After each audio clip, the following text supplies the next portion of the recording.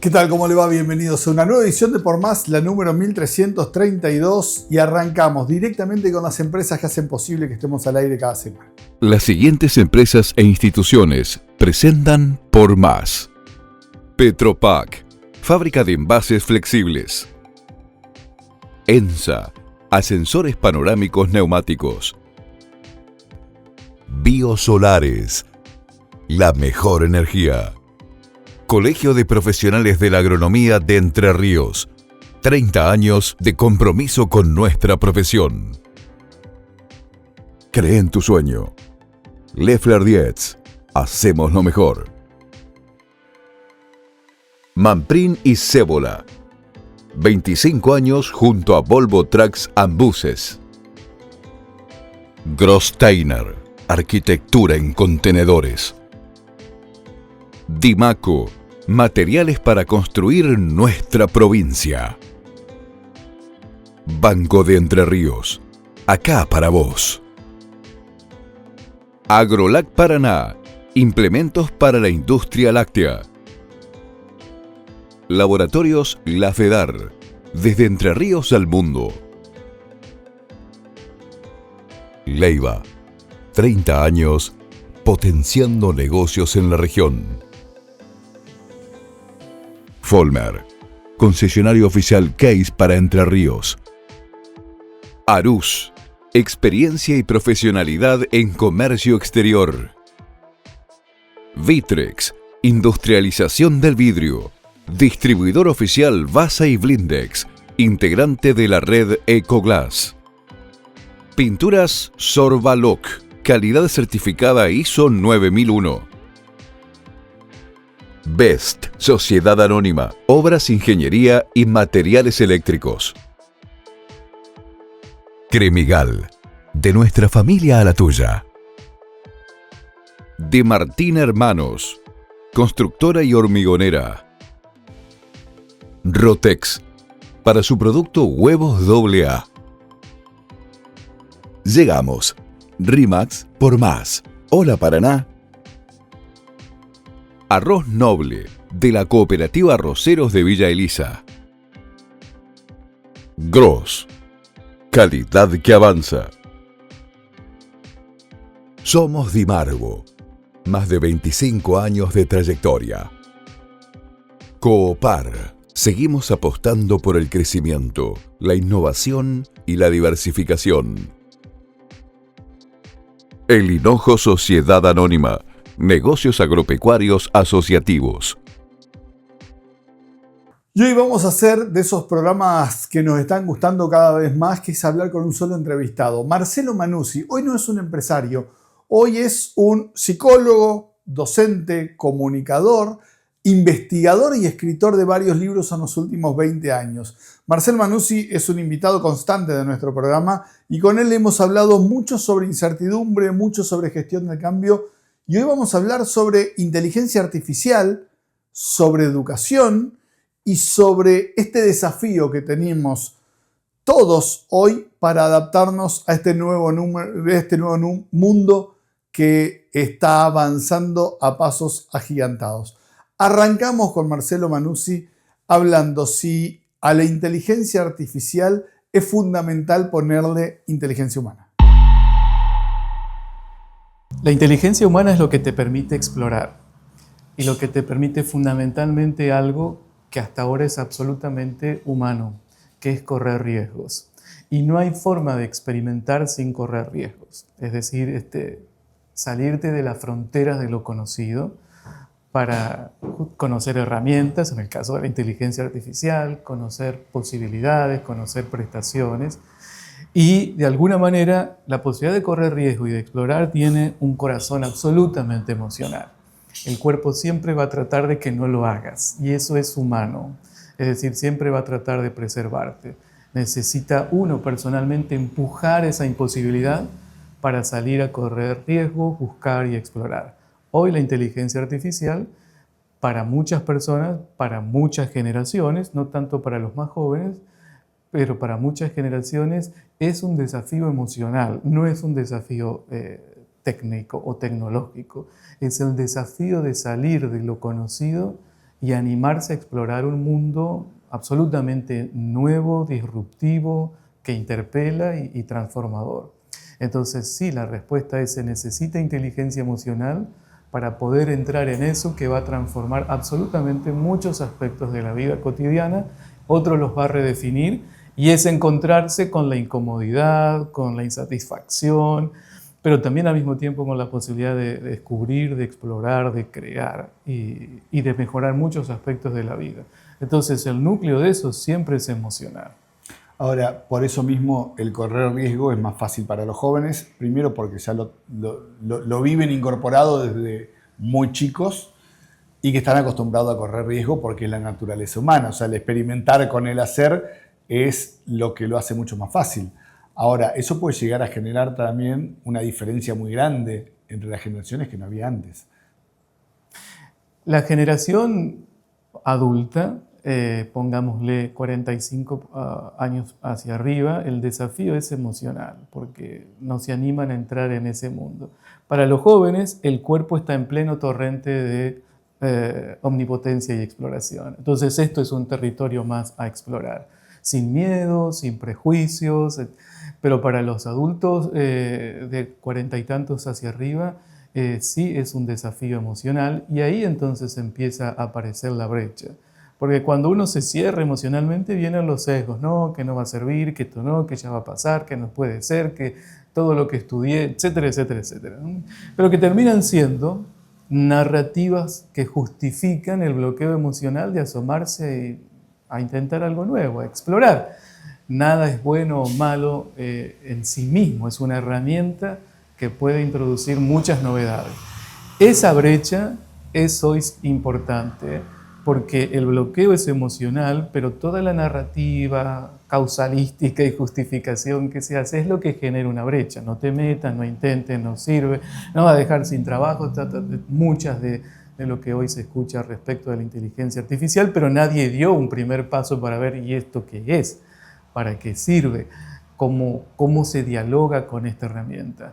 Porque si lo llevamos a siglos atrás, es lo mismo que alguien le dijera a un joven hambriento del medioevo: no abras un libro. Eso no, ¿cómo vas a abrir un libro si el saber viene de lo que te dice un maestro en el convento, o el saber, solamente puedes acceder al saber si formas parte de una cofradía, de un convento? Un libro no te va a dar saber. Estamos haciendo lo mismo muchas veces con inteligencia artificial. No te arrimes a eso, porque eso es peligroso, eso. Y es el libro del 1400. Técnicamente, en el impacto que está generando, lo que sucede es que a otra escala y con otra velocidad. Pero es el mismo impacto, es el libro del 1440 de Gutenberg, hoy, en este momento. Entonces, ¿cómo le dirías? Hoy se causa risa decir: no te acerques a un libro, al contrario. Bueno, creo que estamos haciendo muchas veces lo mismo con inteligencia artificial. No te acerques a la inteligencia artificial. Es el libro del 1440 con otro nivel de impacto y con otra velocidad, pero es el libro de 1440. Me quedo con los de 45 y esto que decía de la aversión al riesgo y la incertidumbre, pero nosotros vivimos en un país y en un contexto de incertidumbre donde hasta allá nos termina siendo cómoda la incertidumbre porque es lo que tenemos. Pero esta es otra incertidumbre totalmente distinta a la que teníamos. Y ahí es donde la aversión al riesgo se vuelve mucho más fuerte que la incertidumbre. La incertidumbre siempre es la misma. El objeto de la incertidumbre puede cambiar, pero la incertidumbre siempre es la misma. Es la imposibilidad de predecir. Es un agujero que uno tiene en la predicción. Lo que pasa es que como ya estamos acostumbrados a cierta incertidumbre política, financiera, etcétera, etcétera, tenemos más narrativas para cubrir ese hueco. Esa es la gran diferencia. Aquí no hay muchas narrativas todavía para cubrir ese hueco. Tenemos culpables a quien culpar en las otras incertidumbres sociales, políticas, financieras. En este caso, todo es tan nuevo, todo es tan rápido que no nos alcanza para construir narrativas que salten a cubrir ese hueco de la incertidumbre. Técnicamente el agujero es el mismo, es un agujero de ideas o de predicciones. El tema es cómo lo cubrimos. Siempre la emoción va a saltar primero a cubrir ese agujero. ¿Qué hace que uno se corra a lo que le teme. Después vendrá la ideología, las narrativas, tu propia historia y tu formación. Vas a ver de manera distinta la incertidumbre si sos ingeniero, psicólogo, antropólogo, político, trabajador social, porque lo que construye uno sobre ese agujero tiene que ver con su historia. En este caso, la inteligencia artificial o las nuevas tecnologías van tan rápido que no hay forma de cubrir ese agujero con narrativas. No hay narrativa que aguante esta transformación. Pero técnicamente la incertidumbre es la misma. Hay algunas para las cuales nosotros tenemos un portafolio de narrativas y de culpables a quien culpar por esa falta de predicción, y en este caso no la hay. Es todo nuevo. Entonces, ante este diagnóstico y la velocidad que genera la imposibilidad de crear una narrativa para poner excusas, es mucho más pesimista para un más 45 animarse a tomar semejante riesgo y que ese riesgo lo vaya corriendo constantemente a la velocidad de ese cambio. Sí, creo que ahí el gran desafío es ver esto como una oportunidad, no como algo blanco o negro, digamos, o me quedo sin trabajo o rechazo totalmente. Yo creo que esto es una herramienta muy poderosa, no hay que subestimar el poder técnico que tienen estas tecnologías, y que creo que el gran desafío es que a veces ya en determinado ciclo de vida uno ya trae cierta carga pesimista, y que con esa carga de historia de vida va a abordar esto. El que es curioso y ha sido curioso toda la vida va a afrontar esto con curiosidad y con capacidad de exploración. Pero mucha gente que ya está esperando sus años para terminar los aportes, jubilarse, etcétera, si viene con carga pesimista, lo va a ver con carga pesimista. Es una herramienta poderosísima, con mucha transformación, y la historia personal de cada uno hace cómo abordemos esta herramienta. Todos hemos aprendido algo nuevo en nuestra vida, con o sin profesión universitaria, pero todos hemos corrido el riesgo de aprender. Aquí pasa algo muy particular, que muchas personas empiezan a tener aversión y otras negación. Y yo creo que eso tiene que ver con que va muy rápido, y que esa brecha de cómo uno explora, cómo uno lo ve como una oportunidad, inclusive algo lúdico, que desde preparar una receta de cocina hasta preparar un plan de negocios, es todo demasiado disruptivo, y mucha gente lo aborda con pesimismo, aversión o negación. Pero es la historia personal, no es la herramienta la que está generando eso. Rápido la pausa y enseguida seguimos con Marcelo Manuzzi.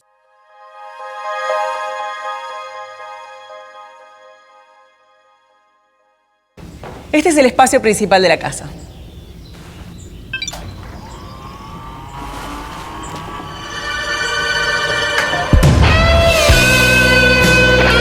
La diferencia es que en RE/MAX le ponemos el corazón a tus sueños. Cada vez más sueños alcanzados. Cada vez más RE/MAX. Llegamos. RE/MAX por más. Hola Paraná.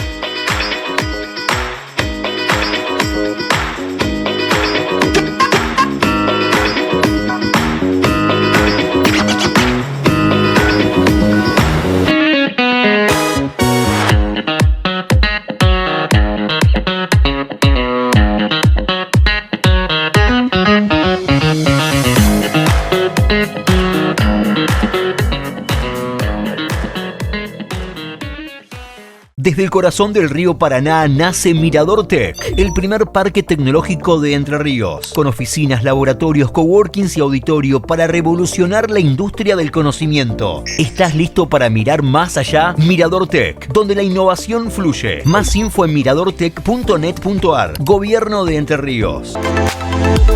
Biosolares, empresa líder en Entre Ríos, especialistas en energía solar fotovoltaica. Desde el análisis de inversión y factibilidad hasta el proyecto completo con llave en mano y servicio de postventa. Biosolares, la mejor energía.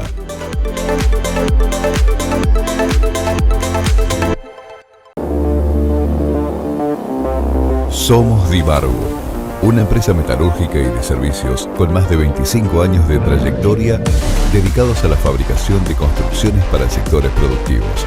Impulsados por la innovación, a lo largo de este camino hemos incorporado tecnología, automatización y personal capacitado, mejorando nuestros procesos para lograr productos eficientes, seguros y duraderos.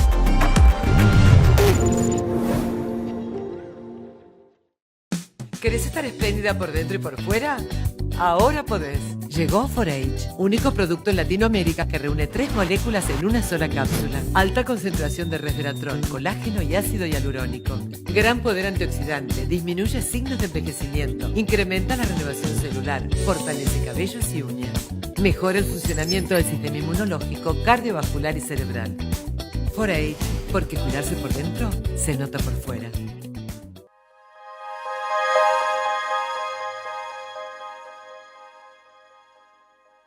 Retomamos con Marcelo Manuzzi y esto que se quedó planteado en el bloque anterior. ¿Qué es lo que pasa con las diferentes generaciones? ¿Qué es lo que pasa con esta forma nueva de aprender donde los jóvenes tienen mayor acceso y mejor disponibilidad para entender estos cambios que está generando la inteligencia artificial y esta subversión del orden donde los mayores hoy no somos los dueños del conocimiento? Es que eso también hizo el libro. El libro democratizó el acceso al conocimiento y la posibilidad de generar nuevo conocimiento en el 1440. Y lo que está cambiando hoy profundamente vuelve a ser lo mismo. Es la generación, el acceso y la distribución del conocimiento. Las universidades que tenemos hoy son posrenacentistas, son posmedievales. Es decir, es la estructura cátedra. Alguien parado en un estrado transmitía el saber. Y eso es lo que hoy está cambiando y ese es el gran desafío para las universidades, cómo transforman una estructura posmedieval en un nuevo ecosistema de aprendizaje donde el conocimiento es accesible por múltiples vías, pero además se co-construye cotidianamente y eso es lo que las nuevas tecnologías han generado, una co-construcción que hace que cambie todo de manera mucho más rápida. Las personas mayores tienen la experiencia para poder discernir determinados aspectos, pero también ese discernimiento a veces puede transformarse en un sesgo. Entonces creo que la gran posibilidad de integración de las nuevas generaciones es el aprendizaje conjunto. Las nuevas generaciones traen la frescura, la exploración, los riesgos de saber más, de conocer, y las personas mayores la posibilidad de discernir frente a determinadas expectativas o experiencias, pero la potencialidad es que ese encuentro genere algo nuevo. Y creo que para mí ese es el gran desafío de quienes somos docentes y ya pasamos los 40 y tantos, de encontrarnos con las nuevas generaciones en una instancia de un nuevo aprendizaje. Yo creo que estamos, y hay varios teóricos que hablan de un neorrenacimiento. ¿Qué fue el Renacimiento? En el Renacimiento la innovación no estaba en las estructuras de poder, estaba en los talleres. Ahí estaba el maestro y estaban los discípulos y ahí se experimentaba con pigmentos y había arquitectos, músicos, pintores, eran todo. Y eso es la inteligencia artificial generativa.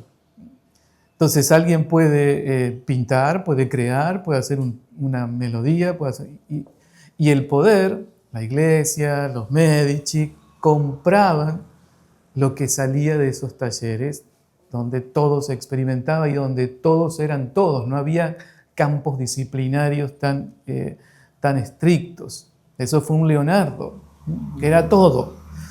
Yo creo que hoy estamos en un neo-renacimiento con mucha innovación, donde las estructuras de poder, gremios, universidades, gobiernos, van muy lento respecto de la velocidad de los cambios. Solo que un taller hoy puede ser un equipo de varios modelos de lenguaje e inteligencia artificial generativa que están experimentando y sacan en 10, 15 minutos o en algunos casos más complejos, días o semanas, nuevo conocimiento generativo.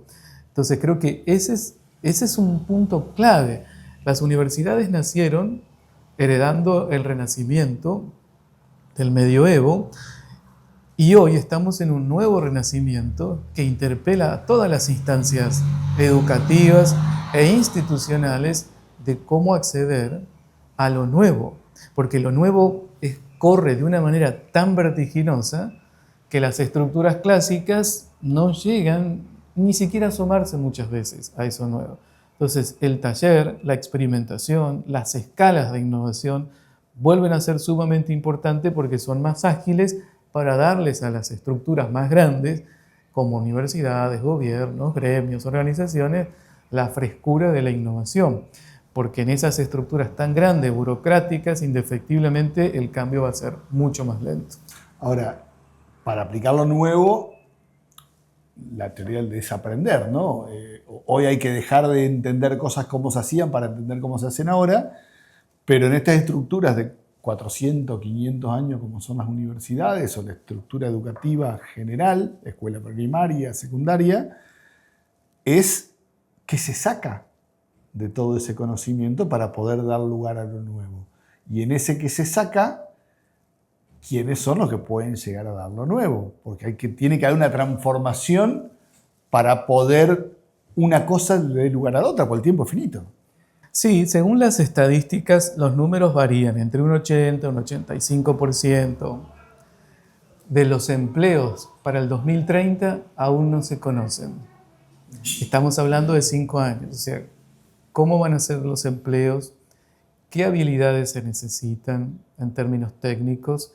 Están por descubrirse o están por crearse. Entonces creo que ahí hay una gran oportunidad y vuelvo al inicio de nuestra conversación. Uno se puede asomar a esto si emocionalmente se permite asomarse. Los jóvenes pueden correr mucho más fácil esta carrera porque están como más desprejuiciados, más allá de que sean nativos tecnológicos. Y además son generaciones, a diferencia de las generaciones de los 40 hacia arriba, que son mucho más volátiles en el apego. Pueden saltar más de trabajo, pueden saltar más de proyectos de vida sin apegarse o aferrarse tanto como fuimos nosotros enseñados o entrenados en la vida.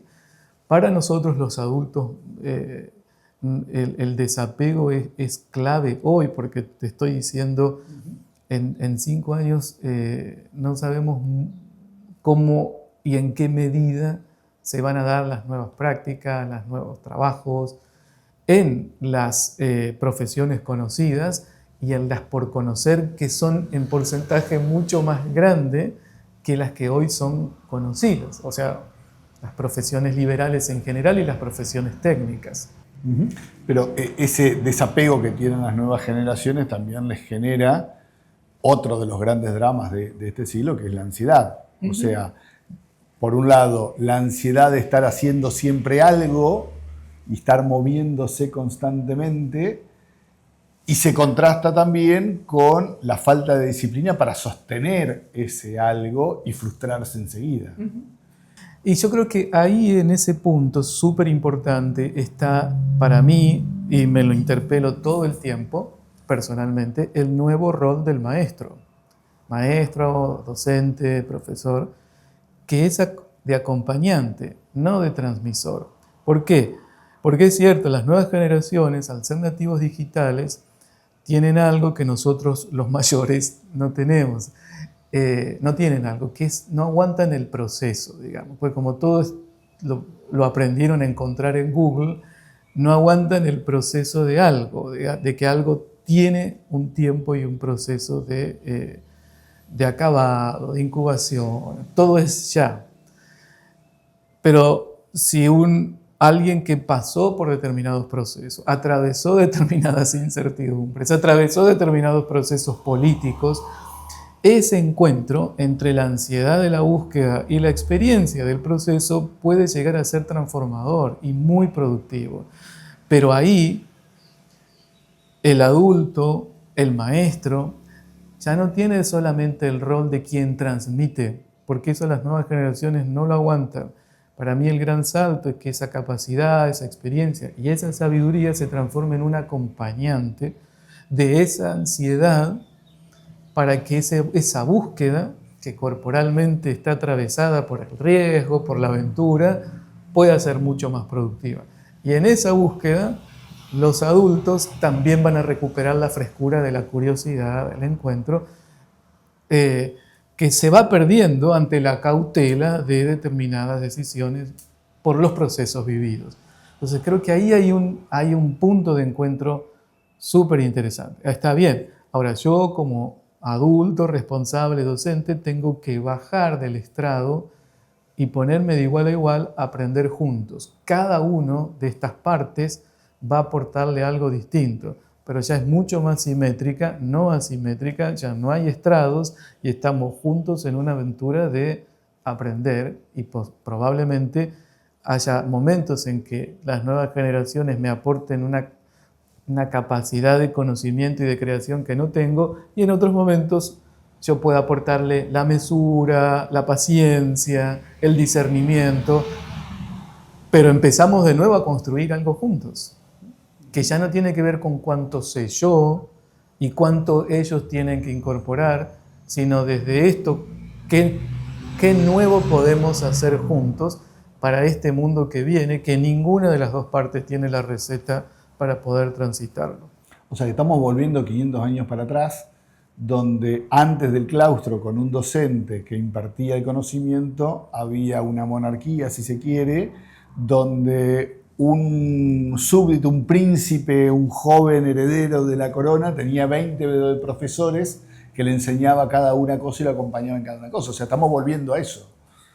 Sí, es que es un proceso humano de salto histórico de transformación, y este es un proceso humano de transformación profunda, más allá del salto tecnológico de una neo-revolución industrial o la revolución industrial 4.0, etcétera, etcétera, que se habló antes de la inteligencia artificial. Este es un salto tecnológico en la humanidad muy profundo, y que como salto y cambio profundo no solamente es tecnológico, sino que interpela valores, ética, conocimiento y sí mucha capacidad de desapego, porque hay muchas cosas que empiezan a dejar de tener sentido tal como la conocimos antes, por ejemplo. Esto significa también que la tecnología avanza generativamente y lo que el ser humano necesita es encontrar respuestas filosóficas, antropológicas, o sea, vuelta de carreras mucho más humanísticas que tecnológicas, porque las tecnológicas la está llevando puesta la inteligencia artificial en algún punto. No hay cambios tan distintos que otros momentos históricos en términos de profesiones, y que era que todo lo que una herramienta pueda hacer por vos de manera automática, más eficiente o más barata, te reemplaza. Eso ha sido siempre igual en la historia de las transformaciones tecnológicas. Hoy eso vuelve a existir de la mano de la inteligencia artificial, es decir, todo lo que no tenga valor en términos de conexión, de empatía o la necesidad de la presencia de un humano, es decir, que se pueda automatizar, hoy es fácilmente reemplazable por inteligencia artificial. Entonces, para mí hay una hipótesis, es una hipótesis: la inteligencia artificial no va a poder reemplazar al ser humano hasta que no se pueda enamorar. ¿En qué sentido? no enamorar de otra persona, sino de sentir el impacto de la pasión por algo, que es lo que lo lleva a correr riesgos. Las decisiones humanas siempre son emocionales, por más técnico y racional que sea el proyecto. El humano siempre va a decidir y ponderar emocionalmente, y tiene 3/4 partes de su cerebro destinada a la ponderación, que el resto de los mamíferos no tiene. Por eso tenemos semejante cabeza. Y de esa cabeza, 3/4 partes es para ponderar, para razonar, para soñar, para imaginar. Entonces, todo lo que es procesamiento, hoy una inteligencia artificial lo hace rápido, eficiente, de acuerdo al entrenamiento. Pero no puede correr riesgos, es decir, no puede animarse a descubrir si no hay detrás un impulso que la oriente a descubrir. Entonces creo que volvemos al bucle humano, que es la conexión, la empatía, la sensibilidad frente a los temas. Y esto es una herramienta. Y es importante eso porque ahí vienen todos los planteos éticos respecto de esta herramienta. Esto es una herramienta. Lo que hace uno con esta herramienta ya tiene que ver con la intención, con la ética, con los valores que están detrás de cada persona, de cada grupo, de cada empresa, de cada institución. El resto es una herramienta, como cualquier fórmula física puede servir para la creación o para la destrucción. Y esto también es una herramienta que puede servir para la creación. De hecho, hay experiencias en medicina, en química, increíbles de lo que se ha logrado en un año que no se ha podido lograr en 2 décadas, pero también puede servir para la destrucción. Esto es humano. Entonces creo que sí, que la vuelta a la conexión es por el momento irreemplazablemente humano. Después, ¿qué se hace en eso y cómo se hace? ¿Lo haces con un libro? ¿Lo haces con inteligencia artificial o con una pala? Pero no hay posibilidad de crear algo juntos sin conexión. Y eso por ahora es irreemplazable. Por ahora, para ser cautos en esta evolución. Pero es irreemplazable porque creo que hay mucho por trabajar tecnológicamente para reemplazar justamente eso, la capacidad de un ser humano de enamorarse con algo y perderse en ese enamoramiento y en esa pasión para llegar a la construcción. En el próximo bloque vamos a una pausa rápidamente y nos metemos mucho más en profundidad con el tema de la universidad y lo que va a pasar en el futuro.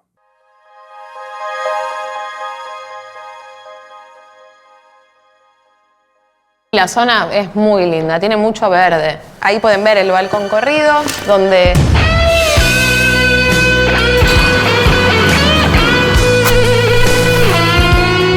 La diferencia es que en RE/MAX le ponemos el corazón a tus sueños.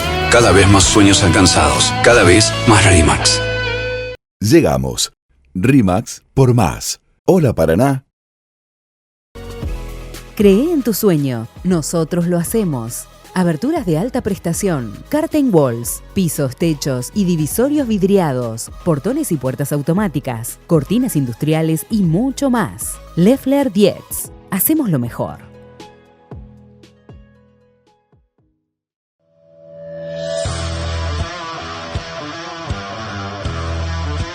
Desde General Ramírez, Entre Ríos, construimos los mejores remolques del país.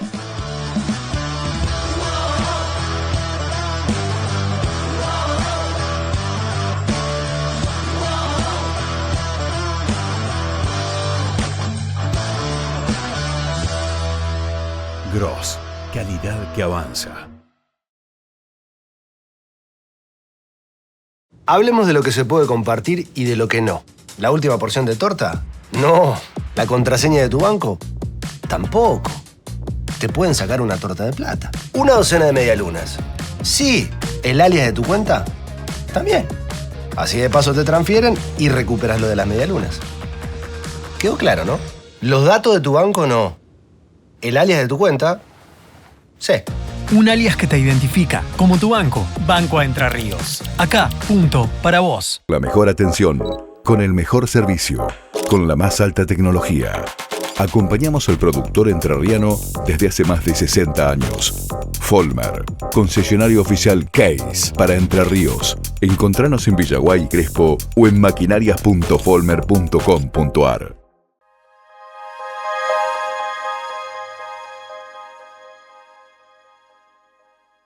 Si individualmente tenemos una aversión al riesgo y a la incertidumbre tan grande, socialmente es mucho más. Y después ya podemos poner lo latino, lo argentino y lo entrerriano, si queremos. La parte isleña del entrerriano. Es un desafío muy grande, entonces, cambiar estructuras, como la educación en general, cuando estamos viendo delante de nuestros ojos que esto no funciona más. Porque aparte, si hoy tenemos números en los cuales te dicen que solamente el 20% del estudiante termina en tiempo y forma la escuela secundaria, y no estamos evaluando cómo la terminan, donde estamos viendo que en trabajos de tesis universitarias no hay comprensión de texto, la educación fracasó ya. O sea, no es que vamos a una... fracasó directamente. ¿Y cómo se parte un cambio ahí? Bueno, personalmente lo que yo he ido investigando, para mí el cambio es a escala. El cambio no puede ser institucional. Es decir, no podemos decir la universidad va a cambiar con el nombre que tenga, con la estructura que tenga, pública, privada, mixta. El cambio es a escala con un horizonte estratégico común, es decir, con un punto de vista estratégico común. Y los cambios tienen que ser escala. Escala, me imagino que desde cada cátedra, cada programa, cada carrera, y después, si eso funciona, podrá institucionalmente ese cambio expandirse a otras áreas institucionales. No hay posibilidad de un cambio institucional de un día para el otro, porque los tiempos son muy rápidos y porque por más que lo logres, digamos, con un liderazgo muy fuerte y con presupuesto para invertir, está la capacidad humana de la gente para poder asumir ese cambio.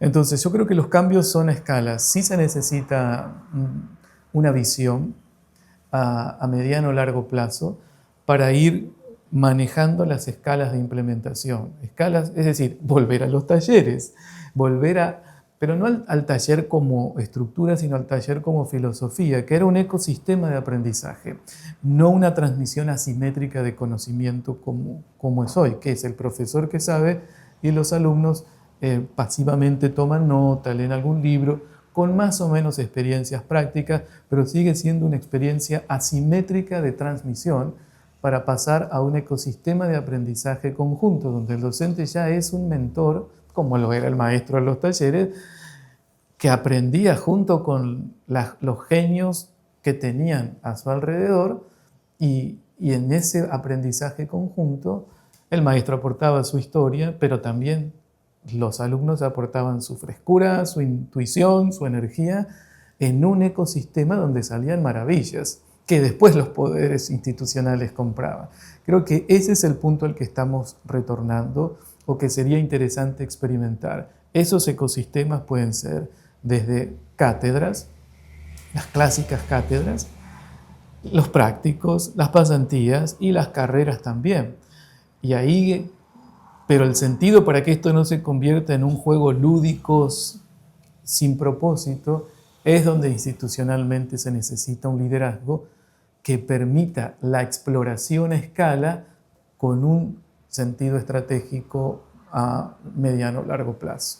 Para conseguir esa visión y para poder encarar eso que es totalmente aspiracional hoy, hay contrapesos muy fuertes que son los que se encargan de los no. Y en Argentina está muy comprobado esto, que es políticas y sindicatos. O sea, cualquiera que venga con ideas distintas a las que tenemos y cambiar el status quo, no lo vamos a permitir. Entonces, hoy tenemos... ¿Cuántos de los docentes que hoy tenemos pueden ser mentores? Porque muchas veces estos docentes formados ya en carreras obsoletas, les es muy difícil entender lo que es una mentoría o una docencia. Sí, eso es verdad. Y yo ahí estratégicamente, si tuviese que intervenir en eso, cambiaría la pregunta y le diría ¿a cuántos le hemos dado la oportunidad de ser mentores? Por supuesto, como vos decís, en el camino pueden quedar algún porcentaje, pero creo que es una pregunta válida porque el cambio va a ocurrir igual. Los no pueden retrasar los tiempos, pero el cambio va a ocurrir igual. Porque nos trasciende como cultura Entre Ríos, Argentina, Latinoamérica. Es un cambio global que hasta en algunos aspectos a veces parece desmadrado y en otros aspectos parece manipulado. Pero me parece que ahí el liderazgo tiene que entender que el cambio va a ocurrir igual, que los no podrán atrasar algo de tiempo. Porque también como es tan global, tan trascendente, tan profundo, no se puede frenar. Entonces, volvamos al libro, volvamos a los talleres. El libro permitió la reforma luterana. Entonces, y ese es un caso típico de efecto mariposa en teoría del caos, como alguien que no pretendía ir en contra de la Iglesia Católica, ni mucho menos, generó un movimiento que se replicó de tal manera que terminó siendo una reforma institucional. Entonces, creo que ese es el desafío que hoy tienen los líderes, de poder mirar más lejos, defendiendo sus intereses, por supuesto, de su comunidad. Por eso son líderes, pero no quedar obsoletos frente a un momento histórico de profundos cambios, muy profundos, muy rápidos y que van a ocurrir igual. Entonces, creo que cómo transformamos esas preguntas en oportunidades y que seguramente en esa transformación de preguntas, sí, va a haber, como en todo proceso humano, resistencias, negaciones, pero también mucha gente que puede estar esperando la oportunidad de explorar algo nuevo, de explorar algo diferente, inclusive en su vocación, de cualquiera, desde los docentes hasta nuevos profesionales que están buscando cómo explorar algo nuevo en eso que fue su vocación y que hoy encuentra que frente no solo a la tecnología, sino a los movimientos sociales y políticos, se va quedando sin esos incentivos o esa chispa que lo llevó a estudiar algo, a meterse en un tema o a generar un emprendimiento. El cambio va a ocurrir igual, porque nos trasciende. Y es importante ver los patrones históricos en la humanidad y vamos a ir viendo que se repiten patrones históricos de profunda transformación, solo que con tiempos mucho más impactantes, pero lo que generó el libro, lo que generaron los talleres del Renacimiento, lo que generó el Renacimiento filosóficamente, estructuralmente como patrones se empiezan a repetir.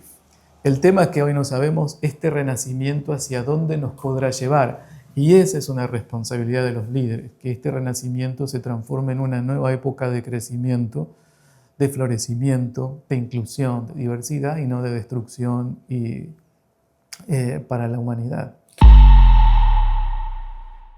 Última pausa en el programa, pero seguimos enseguida con más de Marcelo Manuzzi.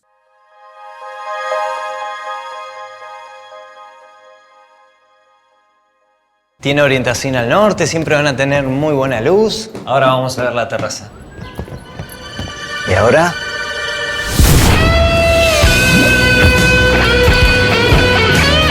La diferencia es que en RE/MAX le ponemos el corazón a tus sueños. Cada vez más sueños alcanzados. Cada vez más RE/MAX. Llegamos. RE/MAX por más. Hola Paraná. Somos Dibargo, una empresa metalúrgica y de servicios con más de 25 años de trayectoria dedicados a la fabricación de construcciones para sectores productivos. Impulsados por la innovación, a lo largo de este camino hemos incorporado tecnología, automatización y personal capacitado, mejorando nuestros procesos para lograr productos eficientes, seguros y duraderos.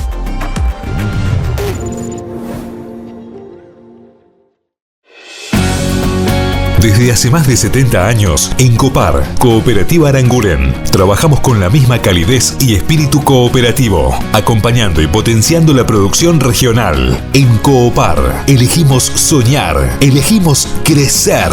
Nuestras 5 sucursales y cada servicio que brindamos reflejan ese firme compromiso con los asociados, la comunidad y la producción. Coopar, Cooperativa Aranguren, pensando en el futuro.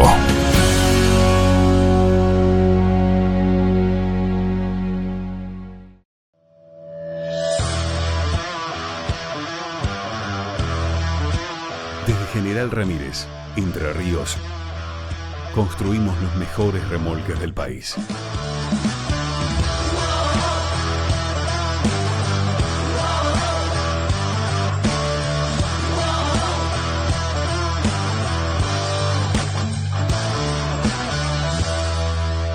Gross, calidad que avanza.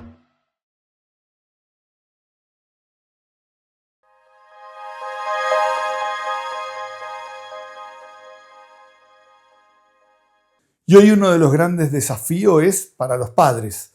¿Cómo se educa hoy a un chico de 5, 10, 15 o 20 años en cuanto al futuro? ¿De qué manera se le dan las herramientas para que cuando llegue a la edad laboral pueda insertarse en este mundo que hoy no sabemos en los próximos 5 años qué negocios, qué mercados, qué profesiones pueden ser las más demandantes? Alguien como padre ya mayor me parece que tiene que afrontar y acompañar a sus hijos de que cualquier cosa que estudie hoy no es de lo que va a trabajar mañana. Y esa es una oportunidad para, como padre, ayudarle a explorar. Se puede un chico, una chica meterse en la carrera que quiera. Pero ese no va a ser el núcleo de su futuro. Esta filosofía de mi hijo el doctor, que para muchas generaciones fue clave, no existe para estas nuevas generaciones. Pero esa es una oportunidad. Entonces, que estudie la carrera que quiera, pero que no deje de explorar. No deje de explorar caminos paralelos, aún de los más diversos, porque la gran transformación va a estar en el cruce. No en todo lo que aprendiste en esa carrera, sino en cómo cruzás esa vocación para la cual una carrera te va a dar las bases, apenitas las bases, para que uno desde el motor individual empiece a cruzarlo. Para mí y volvemos al Renacimiento, eso fue un Leonardo, el gran desafío para las nuevas generaciones es que no dejen de explorar, y porque su trabajo va a estar en el cruce individual que cada uno puede hacer de lo que fue su vocación, probablemente su carrera madre, con todo lo que pueda ir encontrándose en el camino. Pero sí, yo creo que lo que hoy uno inicia como carrera seguramente no es de lo que va a trabajar, pero no por una cuestión laboral, sino porque es un cambio muy, muy profundo donde las posibilidades se abren y uno puede empezar hoy con una carrera humanística que en los próximos años la cruza con tecnología, la cruza con otros aspectos y generó individualmente un propio camino profesional que tiene los fundamentos o la base de la carrera, pero después tiene la posibilidad de abrirse. Ese para mí es quizás un gran desafío para un padre, acompañar a explorar, donde la carrera madre puede ser el fundamento, los primeros años, o no, o termine, pero seguro que no va a ser la fuente de trabajo. Como lo fue para antes, yo soy.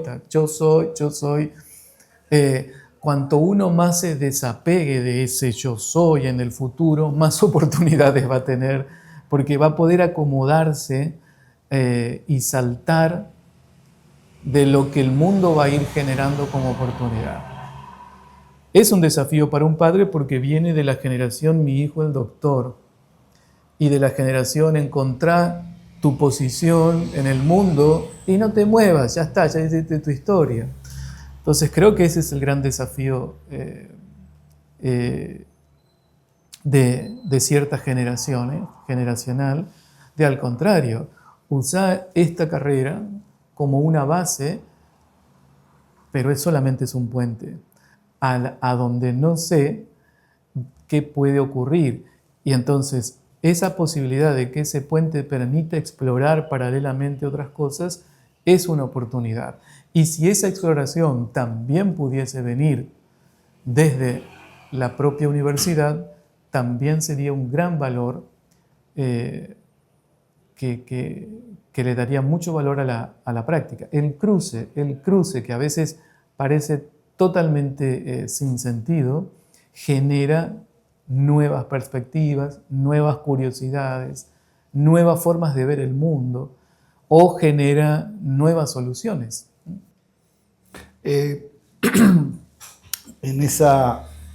Para terminar, en la aversión al riesgo que muchas veces es lo que nos frena y la incertidumbre que también nos contiene, me interesa el caso personal tuyo, como vos venías hablando de teoría de caos, de incertidumbre, y en muy poquito tiempo pasaste a inteligencia artificial y a generar nuevas oportunidades totalmente distintas e impensadas con muy pocos recursos. O sea, ¿cómo fue esa transformación y qué estás haciendo hoy? Yo creo que mi gran valor profesional no es tanto la sabiduría, sino la curiosidad. Nunca he dejado de ser curioso. Cuando a veces me preguntan, ¿y usted qué es? Es muy difícil para mí responder eso. Puedo citarle los títulos que tengo y las formaciones que tengo, pero creo que mi gran valor es la formación universitaria, pero también haber podido saltar de las formaciones universitarias, es decir, y poder sostener la curiosidad. Para mí el motor es la curiosidad y dar vuelta a la ecuación. Para mí primero siempre estuvieron los problemas que tengo que resolver acá y desde los problemas ir a los fundamentos. Y por eso pude saltar desde la psicología y dentro de la psicología por paradigmas en el momento en que yo estudié más raros, como era el constructivismo sistémico, muchas cosas que me permitieron abrirme en aquella época a la teoría del caos, a las disciplinas de la complejidad y poder hacer hace 20 años una tesis de doctorado sobre la incertidumbre con teoría del caos, que 20 años después ahora con inteligencia artificial descubro que le puedo poner algoritmos a lo que era casi filosófico hace 20 años y hoy operan buscando campos de significados y demás.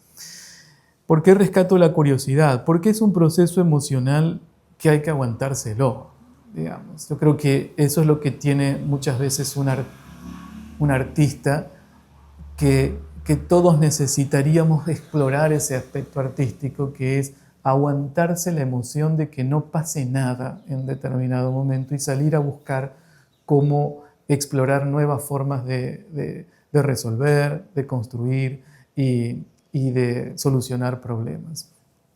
En mi caso personal, el motor siempre fue la curiosidad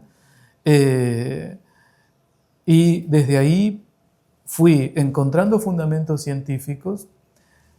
Cuando era más jóvenes fueron, maestrías, doctorados y demás. Hoy, ya más grande, son cursos porque no aguanta mi tiempo otra carrera, pero me fascinaría entrar en carreras, aprender los fundamentos y una vez que están los fundamentos, saltar y explorar, hacer mi propio camino.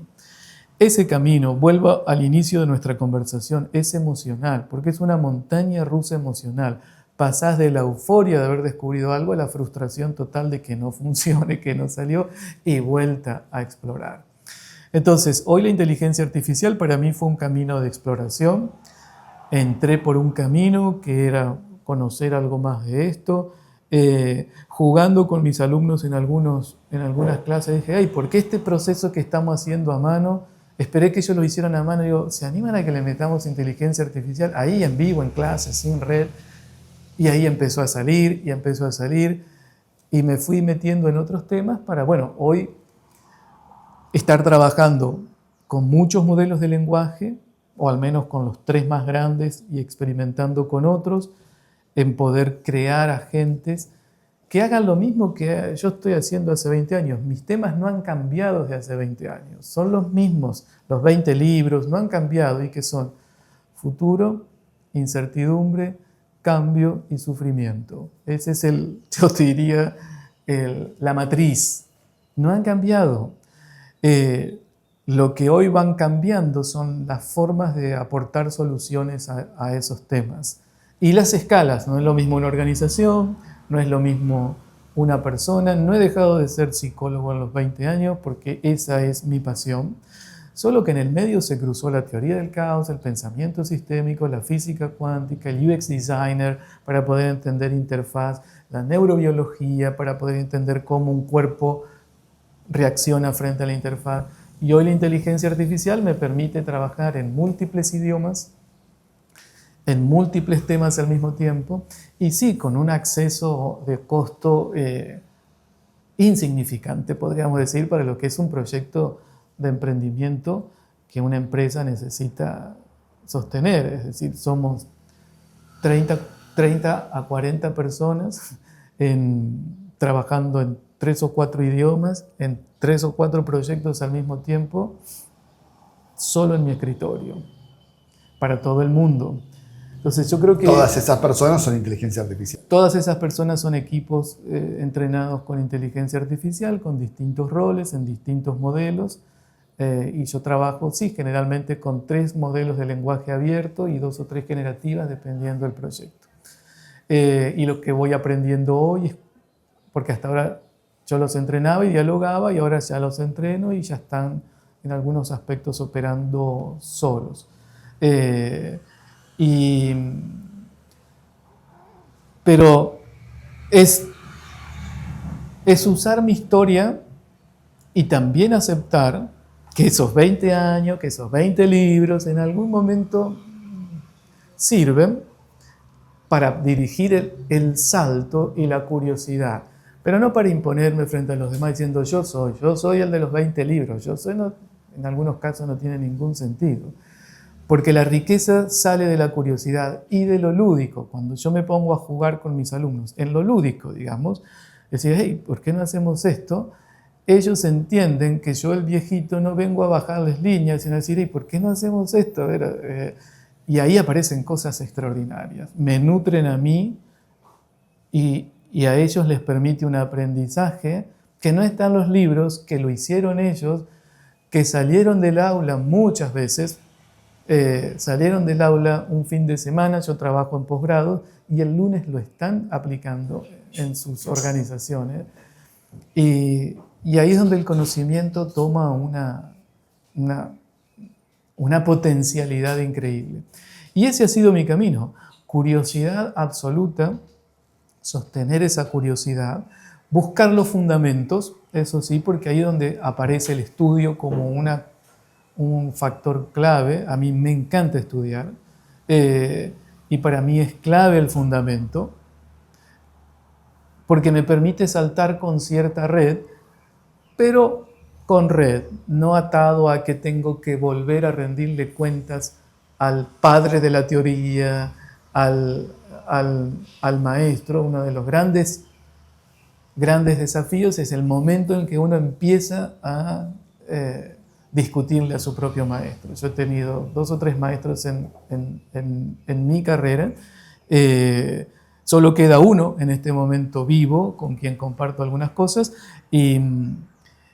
Y bueno, y es fascinante cuando ya empezamos a discernir, porque ahí ya estamos en un terreno de aprender juntos.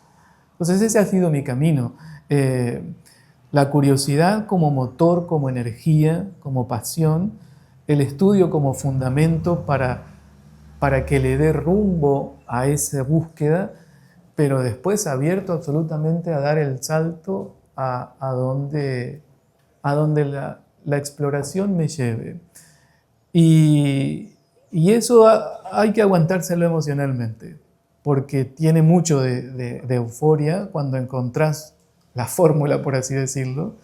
Pero bueno, yo encontré la fórmula hace 20 años en la tesis.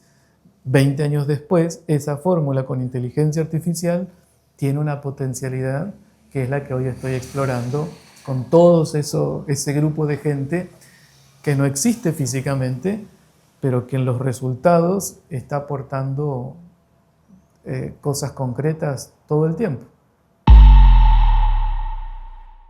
Las siguientes empresas e instituciones presentan Por Más.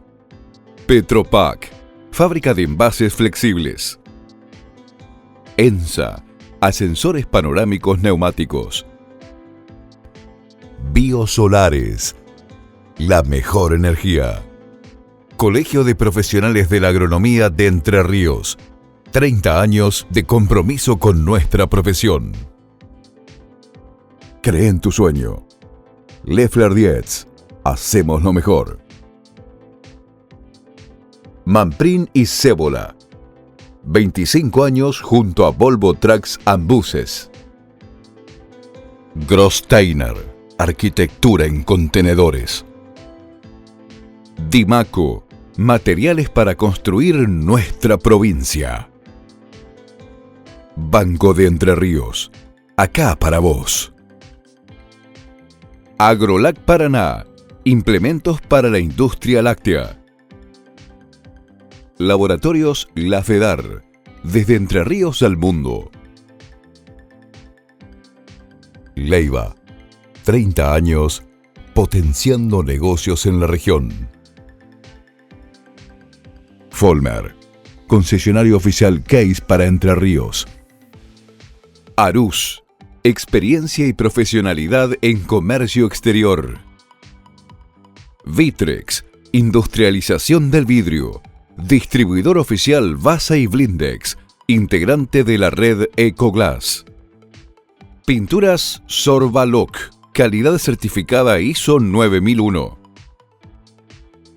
Best. Sociedad Anónima. Obras, ingeniería y materiales eléctricos. Cremigal. De nuestra familia a la tuya. De Martín Hermanos. Constructora y hormigonera. Rotex. Para su producto Huevos AA. Llegamos. RIMAX por más. Hola Paraná. Arroz Noble. De la Cooperativa Arroceros de Villa Elisa. Gross. Calidad que avanza. Somos Dimarvo. Más de 25 años de trayectoria. Coopar. Seguimos apostando por el crecimiento, la innovación y la diversificación. El Hinojo Sociedad Anónima. Negocios agropecuarios asociativos. Llegamos al final de este extenso programa de Por Más, pero sumamente interesante para poder volver a ver y sobre todo reflexionar en lo que ha dicho en esta extensa nota Marcelo Manuzzi. Gracias por acompañarnos. Hasta la semana próxima.